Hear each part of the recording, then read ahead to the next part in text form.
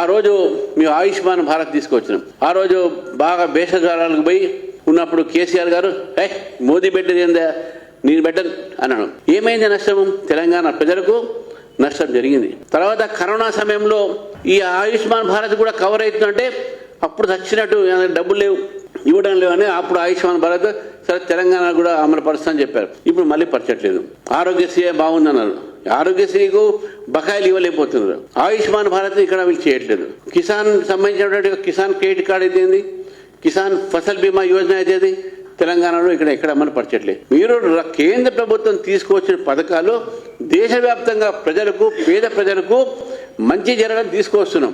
మీరు రాజకీయాల వలన ఆ పథకాలను ఇక్కడ మీరు ఇంప్లిమెంట్ చేయకపోతే ఇక్కడ నష్టపోయేది మీరు కాదు.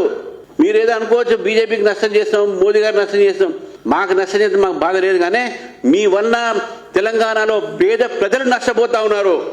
మీ వల్ల తెలంగాణలో కేంద్ర ప్రభుత్వం సంబంధించినటువంటి ఒక పథకాలు వాళ్ళ దగ్గర చేరలేకపోతుంది.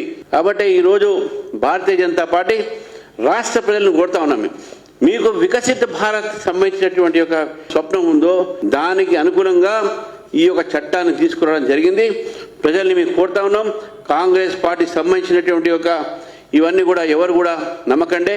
ఈ యొక్క ప్రెస్ కాన్ఫరెన్స్ తర్వాత కింద జిల్లాలో కూడా 7వ తారీఖు నాడు 8వ తారీఖు నాడు కూడా జిల్లాలో ఇదే ప్రెస్ కాన్ఫరెన్స్ ఇదే సబ్జెక్ట్ మీద మాట్లాడి వాళ్ళందరూ కూడా సర్క్యులేట్ చేస్తాం.